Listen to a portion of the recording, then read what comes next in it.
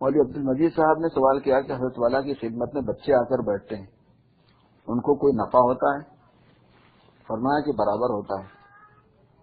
صحبت میں بیٹھنے سے انس ہوتا ہے، محبت ہو جاتی ہے، اور انس پر موقوف ہے نفع کا ہونا۔ فرمایا کہ انس کے نافع ہونے پر ایک قصہ یاد آ گیا۔ ضلع مظفر نگر کا رہنے والا ایک ہندو ایک مسلمان کی صحبت میں رہ کر مسلمان ہو گیا اور وطن سے جلا وطن ہو کر کانپور پہنچ گیا۔ اہل باطل کو فکر رہتی ہی ہے تکفیر کی، اس بیچارے کا کوئی ٹھکانہ نہ تھا، ایسے ہی پھر رہا تھا۔ ایک شیعی صاحب مل گئے، وہ اس کو اپنے گھر لے گئے، بڑی خاطر کی، اس کے بعد اپنی نماز سکھانی چاہیے۔ اس نے کہا کہ یہ تو اور طرح کی نماز ہے، میں نہیں پڑھوں گا، میرا دوست تو اور طرح کی نماز پڑھتا تھا جس نے اس کو مسلمان بنایا، وہی مجھ کو سکھائی ہے، وہی پڑھتا ہوں اور پڑھوں گا۔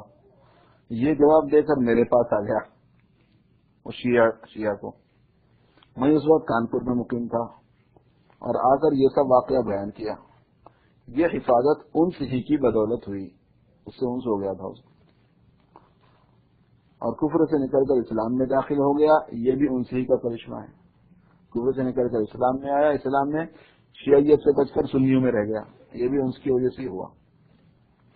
ایک مولوی صاحب کے ایک سوال کے جواب میں فرمایا کہ آپ تو اسی پر تعجب کر رہے ہیں، کوئی بات کی ہوگی جس پر ان کو تعجب ہو گیا؟ میں نے حضرت مولانا فضل الرحمان صاحب گنج مراد آبادی رحمۃ اللہ علیہ سے خود اس سے زیادہ عجیب ایک حکایت سنی ہے۔ تھانی فرماتے ہیں کہ میں نے خود سنی مولانا فضل الرحمان گنج مراد آبادی۔ مولانا فضل الرحمان گنج مراد آبادی کے پاس حضرت تھانوی جایا کرتے تھے، وہ عمر میں بہت بڑے تھے حضرت تھانوی سے اور بہت بزرگ تھے، عجیب مجذوب صفت آدمی تھے، بڑے عجیب حالات ہیں ان کے۔ حضرت تھانوی بہت معتقد تھے ان کے، بہت متاثر تھے ان سے۔ اب حضرت تھانوی کسی کے معتقد ہو تو سمجھ لو بہت ہی بڑا بزرگ ہو کوئی ممکن ہے وہ چیز۔ میں نے حضرت مولانا فضل الرحمان صاحب گنج مراد آبادی سے اس سے زیادہ عجیب حکایت ایک سنی ہے جس میں توجیہ کی بھی ضرورت ہے، یعنی توجیہ بھی کرنا پڑتا ہے اس کی، اور کوئی بیان کرتا تو شاید یقین ہونا بھی مشکل ہوتا، غیر ثقہ آدمی بیان کرتا تو یقین بھی نہ ہوتا کہ یہ حکایت ہوئی، اور بہت ممکن ہے کہ سن کر رد کر دیتا۔ وہ یہ کہ ایک دھوبی کا انتقال ہوا، جب دفن کر چکے تو منکر نکیر نے آ کر سوال کیا، من ربک ما دینک من ھذا الرجل؟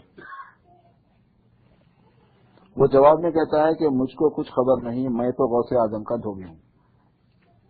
اور فی الحقیقت یہ جواب اپنے ایمان کا اجمالی بیان تھا کہ میں ان کا ہم عقیدہ ہوں، جو ان کا خدا وہ میرا خدا، جو ان کا دین وہ میرا دین، اور جس شخصیت پر وہ اعتقاد رکھتے ہیں ان پر میں اعتقاد رکھتا ہوں، بس اسی پر اس کی نجات ہو گئی۔ یعنی یہ تفصیل اس نہیں کہ حضرت فرما رہے ہیں، یہ تفصیل کے بعد اس نے تو اصل یہ بات توجیہ کی نا اس کی، میں تو ان کا مریض ہوں کا مطلب ہے کہ بھائی میں ان کا ہم عقیدہ ہوں۔ باقی اس سے یہ لازم نہیں آتا کہ اس کا ایمان بھی اجمالی ہی تھا، میں تعبیر اجمالی تھی۔ ایک سلسلے گفتگو میں فرمایا کہ آج کل اگرچہ ترکی ٹوپی عام ہو گئی ہے مگر کم از کم مقتدی لوگ تو اس کو استعمال نہ کریں، ترکی وہ لمبی ہوتی تھی دفعہ پھرنے والی، اور جو کر رہے ہیں وہ ترک کر دیں، یہ کوئی اسلامی لباس نہیں۔ اور میں فتوے میں آگے تو نہیں بڑھتا مگر مجھ کو ایسے لباس کو دیکھ کر انقباض ہوتا ہے۔